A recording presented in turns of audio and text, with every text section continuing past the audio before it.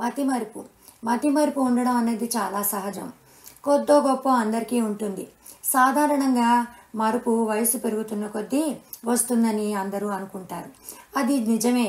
జీవితంలో 1,00,000 విషయాలు జ్ఞాపకం పెట్టుకుని బుర్రంతా నింపేస్తే కొత్తవి గుర్తుపెట్టుకోవడానికి ఖాళీ ఉండదు.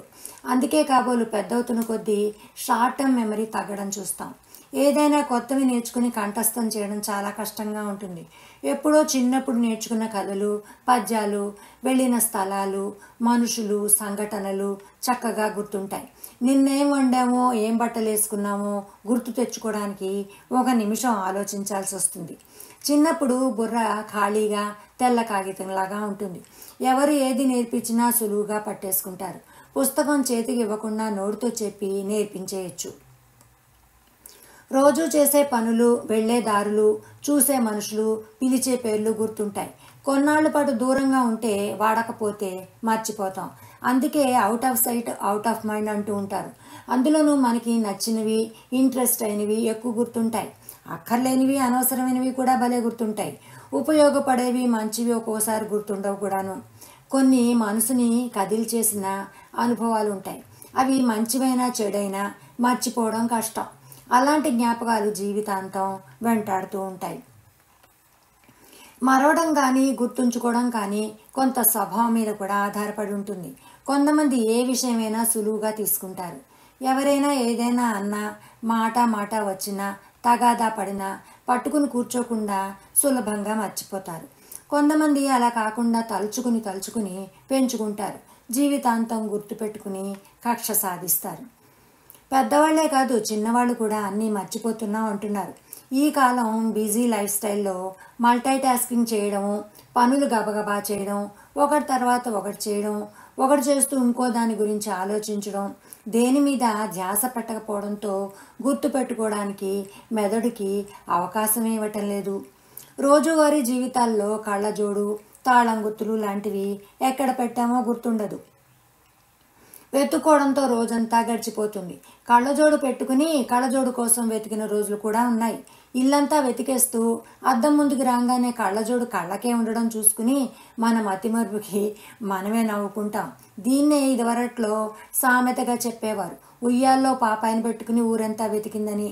ఎన్నో పనులు చేస్తూ ఎప్పుడూ ఏదో ఆలోచిస్తూ బుర్ర ఒక చోటు ఉండదు. ఫ్రిడ్జ్ ముందు నుంచుని దేనికోసం వచ్చాను అని ఆలోచిస్తూ ఉంటాం.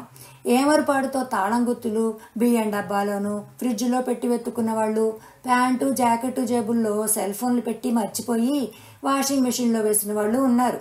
షాపింగ్కి వెళ్ళి షాపులో వస్తువులు మధ్యలోనూ, బట్టల మధ్యలోనూ సెల్ ఫోన్లు వదిలేసి ఇంటికొచ్చి వెతుక్కుంటూ ఉంటారు. కొన్ని విషయాలు గుర్తుంటాయి కానీ సమయానికి గుర్తురావు. దీన్నే సమయస్ఫూర్తి అంటారు. ఇది ఒక్కొక్కరికి స్వతహాగా పుట్టుకతో వచ్చే గుణం. కొంతమంది సమయానికి ఠక్కుమని సమాధానం చెప్తారు. పెద్దవుతున్న కొద్దీ సమయస్ఫూర్తి కోల్పోతూ ఉంటాం. గబుక్కున ఎవరైనా మన ఫోను అడ్రస్ అడిగితే వెంటనే గుర్తుకురాదు. ఒక్కోసారి అనాల్సింది అడగాల్సింది ఏంటో అప్పుడు తట్టలేదు అని తర్వాత అనుకుంటూ ఉంటాం. ఒక్కొక్కప్పుడు ఉండు చెబుతాను నోట్లో ఆడుతోంది అంటూ ఉంటాం. ఎప్పుడో కాసేపాక ఉన్నట్టుండి తడుతుంది. గుర్తు రావాలనే తొందరలో, ఒత్తిడిలో ఉంటే గుర్తురాదు. తర్వాత రిలాక్స్డ్గా ఉన్నప్పుడు గుర్తొస్తుంది. మన మెదడుకి రిట్రీవ్ చేసుకోవడానికి కొంత సమయం ఇచ్చి ప్రశాంతంగా ఉంటే కానీ పని చేయదు. మెడిటేషన్ చేయడం, ప్రశాంతంగా ఉండడం అలవర్చుకుంటే మెమరీని పోగొట్టుకోకుండా ఉండడానికి అవకాశం ఉంటుందని చెప్తూ ఉంటారు. ఈ కాలంలో ఆయుర్దాయం పెరిగి ఎక్కువ ఏళ్ళు బ్రతకడంతో మతిమరుపు రావడానికి ఆస్కారం ఎక్కువగా ఉంది. మతిమరుపు నెమ్మదిగా ప్రారంభమై కాలం గడిచే కొద్దీ తీవ్రంగా అయి చివరికి తన ఉనికిని మర్చిపోయి రోజువారీ పనులు చేసుకోలేని పరిస్థితిలోకి వస్తారు. దీనినే ఒక వ్యాధిగా గుర్తించి దాన్ని ఆల్జైమర్స్, డెమెన్షియా అని అంటున్నారు. ఇదొక భయంకరమైన వ్యాధి. చాలామంది పెద్దవాళ్ళు దీనికి గురి అయ్యి బాధపడడం చూస్తున్నాం. ఎప్పుడూ మానసికంగా అలర్ట్గా ఉంటూ మెదడుకి పని కల్పించే పనులు చేయాలని సలహాలు ఇస్తున్నారు. Cross word puzzles, sudoku, chess లాంటి ఆటలు మతిమరుపుని అరికడతాయని అంటూ ఉంటారు. ఒక రకంగా మరుపు కూడా అవసరమే. మరుపు అన్నది సృష్టిలో మానవులకి భగవంతుడిచ్చిన వరం.